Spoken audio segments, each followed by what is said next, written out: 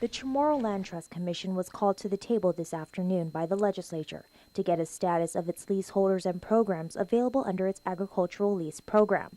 According to Acting Director Dave Camacho, there are over 1,000 agricultural leases issued to date, while there are about 4,000 applicants seeking land ranging from a half an acre to 20 acres. During the meeting, several issues were brought up, from the leases that were not recorded, concerns about surveying of the properties, to issued leases on unregistered properties. There's no lease that's issued to anyone that is occupying unregistered property. There have been leases issued to individuals on unregistered property. According to Assistant Attorney General David Highsmith, these particular leases lend itself to a much larger problem. That's a more serious problem, because all you have to do to record a lease is take the original document on the land management and pay a fee. They'll record it.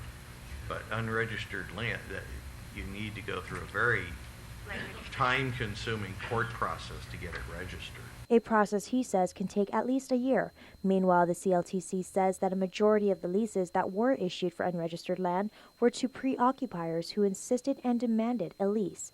Acting Director Camacho says that they are working with the AG's office to clear up those issues. Meanwhile, County Executive Director for the USDA Farm Services Agency, Tom Camacho, confirmed the lack of land control also contributes to the problems his agency is confronted with by those coming in seeking assistance. There haven't been as many issues in dealing with producers who come in for assistance. There are some cases and instances whereas they do not possess a lease at the time, and because of that we are unable to assist because lack of control of the land. He says without control of the land, there is no way for his department to issue a farmer tract number, which is necessary for other programs. But the most critical component that is missing is the surveys of the properties. We're setting him up for failure, and that's a road we never want to go down.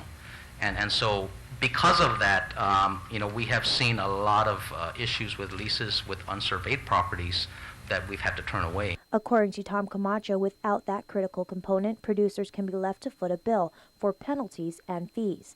Reporting for Guam's News Network, I'm Jolene Toves.